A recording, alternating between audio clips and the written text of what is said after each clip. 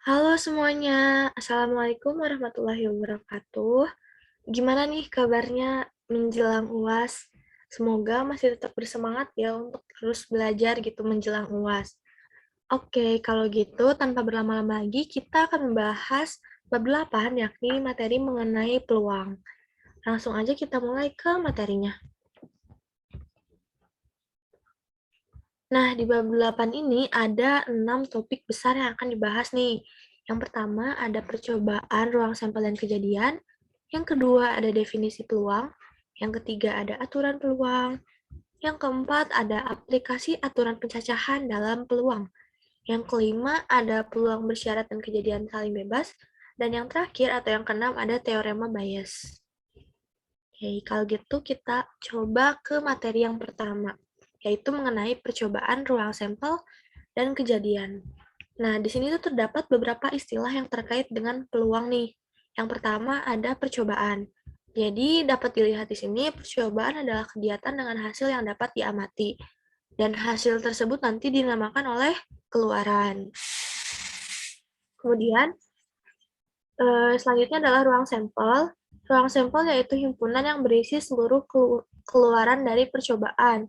Berarti hasil dari percobaan ya. Kemudian sedangkan kejadian itu subhimpunan dari ruang sampel. Ini maksudnya kayak gimana? Misal nih, ada dadu nih. Dadu itu ruang sampelnya ada 6. Kenapa tuh gitu ya? Karena di dadu itu ada angka 1 sampai 6. Nah, sedangkan kejadian, misalkan kita maunya kejadian dadu berangka ganjil. Nah, berarti jumlah kejadiannya ada 3, yaitu 1, 3, dan 5 karena ganjil. Gitu. Semoga bisa lebih dimengerti. Jadi ruang sampel itu keseluruhan yang mungkin hasilnya gitu ya. Kalau kejadian itu yang dimintanya. Oke, selanjutnya kita lanjut ke yang kedua, yakni mengenai definisi peluang. Peluang didefinisikan sebagai rasio atau perbandingan dari banyaknya kejadian yang diinginkan dengan banyaknya kejadian yang mungkin. Nah, jadi P ini peluang sama dengan kejadian yang diinginkannya per seluruh kejadian. Atau kalau misalkan kita lihat dari definisi yang sebelumnya nih, berarti ini sama dengan banyaknya kejadian per banyaknya ruang sampel. Oke, kita lanjut ke aturan peluang. Nah, di sini terdapat 4 sifat peluang yang ada di kotak-kotak. Yang pertama adalah, ini tuh maksudnya peluang dari suatu kejadian, misal itu kejadiannya A, peluang dari suatu kejadian itu antara 0 sampai 1. Jadi nggak mungkin tuh misal negatif gitu ya, atau lebih dari 1. Nah, itu nggak mungkin. Kemudian kita lanjut ke yang sebelah kanannya. Di sini ada peluang himpunan kosong itu 0 dan peluang semesta itu 1. Karena kan kalau misalkan peluang himpunan kosong kan dia nggak ada anggotanya ya, jadi dia bakal 0 per, misal banyaknya ruang sampel tadi dadu tadi 6 gitu. Jadi 0 per 6, 0 gitu. Contohnya misal peluang munculnya angka 7 di satu dadu kan nggak mungkin gitu ya. Jadi atasnya bakalan 0 dan bawahnya bakalan 6. 0 per 6 sama dengan 0 gitu. Nah, selanjutnya di sini ada peluang semesta itu sama dengan 1. Peluang semesta. Nah, contohnya kalau kita ambil dari dadu tadi nih, misal peluang munculnya angka 1 sampai 6 pada dadu gitu. Nah, kan angka 1 sampai 6 itu kan berarti ada 6 per 6 gitu ya, total sampelnya sama dengan 1 gitu. Oke, kita lanjut. Oh iya, buat informasi juga nih, kalau misalkan dia peluang itu bernilai 0, berarti dia tidak mungkin terjadi, dan kalau peluang itu bernilai 1, dia itu pasti terjadi, gitu. Selanjutnya kita ke kiri bawah. Di sini ada peluang A komplement. Masih ingat kan ya, ini lambang A komplement di sebelumnya. Nah, peluang A komplement itu sama dengan 1 min peluang A, gitu. Ini juga mirip-mirip sih sama bab kemarin. Misalkan kemarin tuh banyaknya elemen di A komplement itu sama dengan 1 min banyaknya elemen di A. Peluang pun sama begitu. Dan selanjutnya yang terakhir di sini di kanan bawah ada peluang A gabung B. Ya. Nah, peluang A gabung B itu yaitu peluang A ditambah peluang B min peluang A iris B. Nah, ini mirip juga ya sama yang kalau misalnya si P-nya diganti sama N gitu. Ini mirip-mirip juga. Oke, kalau misalkan masih bingung-bingung nih sama contoh terakhir tadi, di sini ada contohnya. Nih, contoh. Jumlah karyawan di sebuah perusahaan menurut umur dan jenis kelamin adalah sebagai berikut. Nah, di sini peristiwa A adalah terpilihnya laki-laki gitu, yaitu 3/5. Kenapa 3/5? Karena kita lihat di sini laki-laki ada Ali, Anda, dan Joko ada 3. Per total orang di sini ada 5 nih, N-nya 5. Makanya 3/5. Kemudian peristiwa B adalah terpilihnya karyawan berumur lebih dari 30 tahun. Di sini juga ada 3 orang, sehingga peluangnya yaitu 3/5. Siapa aja sih lebih dari 30 tahun gitu ya? Ini bisa dilihat ada Anda, Joko, dan Linda. Oke, lanjut. Di sini ada peluang A dan B atau peluang A iris B gitu ya. Adalah terpilihnya karyawan laki-laki dan berumur lebih dari 30 tahun. Berarti dari 3 orang ini yang berumur lebih dari 30 tahun kan Anda dan Joko aja ya. Jadinya 2/5. Nah, setelah itu misal ditanya nih peluang A atau B adalah terpilihnya karyawan laki-laki dan berumur lebih dari 30 tahun. Nah, jadi akhirnya PA gabung W adalah 3/5 tambah 3/5 dikurangi ini irisannya. Jadi sama dengan 4/5. Gitu. Oke. Oh, ini maaf sepertinya typo, makanya tadi agak bingung. Nah, ini tuh atau ya, teman-teman. Atau, ya. Nah, oke. Kalau gitu kita lanjut, ini sebenarnya tinggal masukin rumus tadi, yaitu PA plus PB min PA iris B, gitu. Kita lanjut ke selanjutnya. Nah, ini contoh buat yang A komplement nih. Nah, jadi misalkan A tuh ada di dalam sini, terus A komplement itu kan berarti ada di luarnya kan, guys.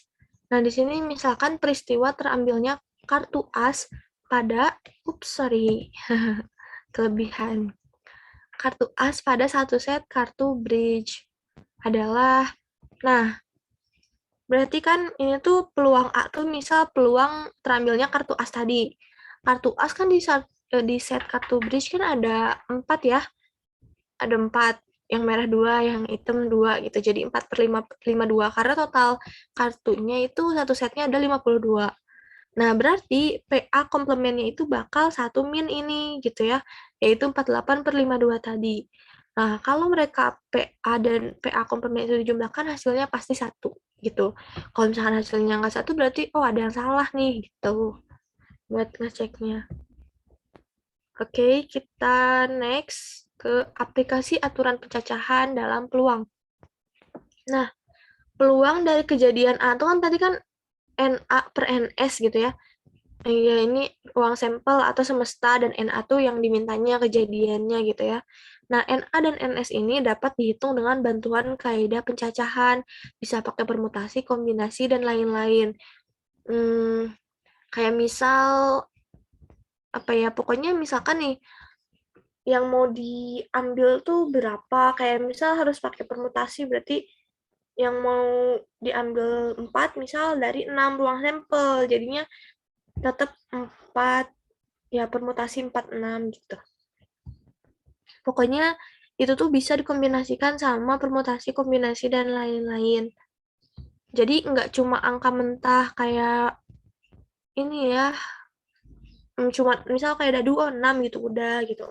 Nah, enggak gitu. Oke, sebenarnya ini agak kepotong.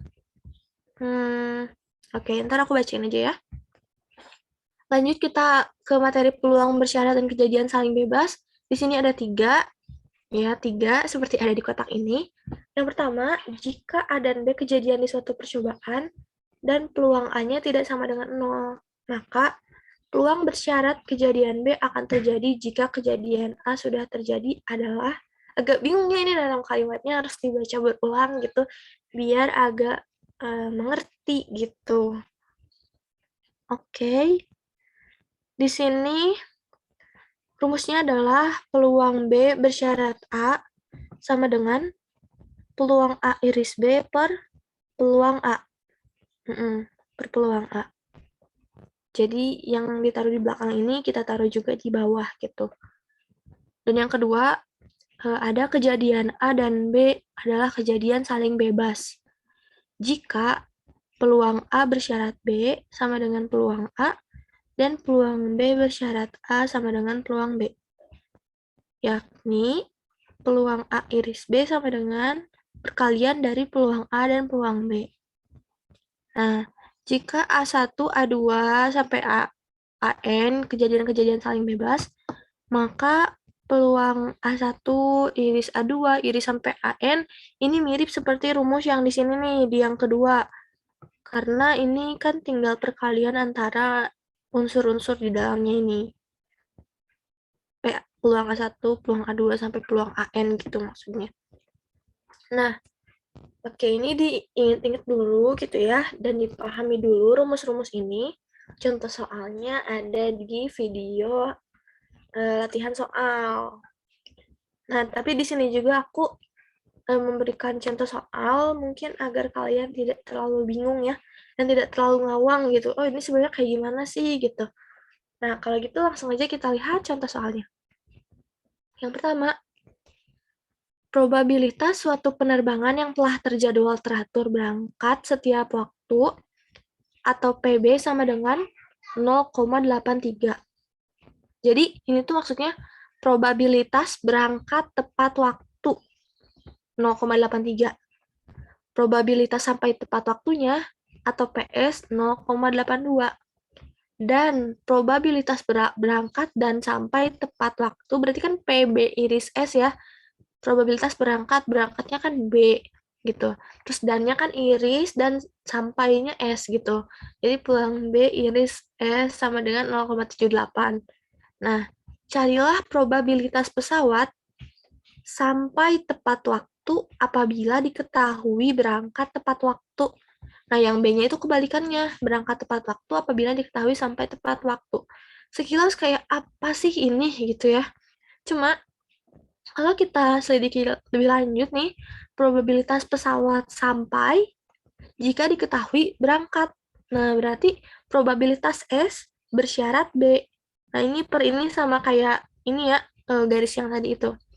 Probabilitas sampai bersyarat B gitu. Nah, jadi kita tinggal masukin rumus aja, yaitu probabilitas S iris B per probabilitas B.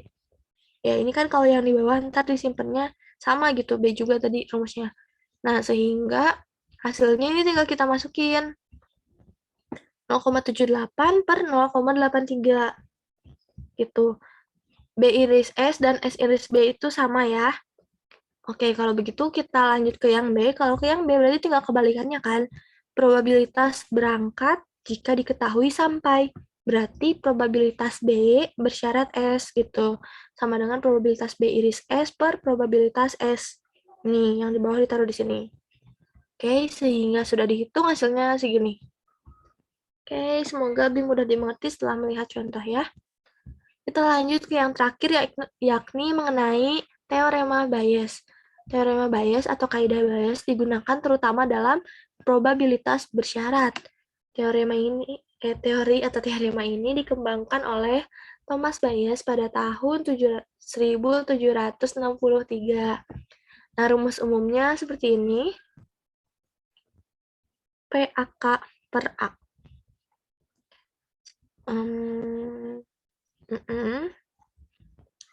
Dan jika ada dua kejadian, misalkan A1 dan A2 yang tidak terikat satu sama lain, maka teorema Bayes-nya adalah ini, berubah menjadi ini. PA1 ini misal B, ini. Ini terlihat agak rumit ya kalau dilihat-lihat. Tapi ini terlihat juga oleh kita seperti ada polanya gitu.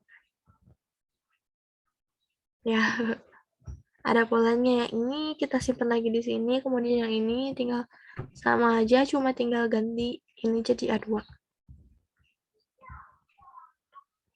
Oke, pasti tadi masih bingung ya, apa sih itu gitu. Nah, kalau gitu kita langsung aja lihat contoh penerapannya. 5% penduduk negara berkembang X, misal negaranya namanya X, menderita penyakit aneh yang dimisalkan A1. Oke. Sedangkan A2 adalah kejadian seseorang yang tidak menderita penyakit aneh tersebut.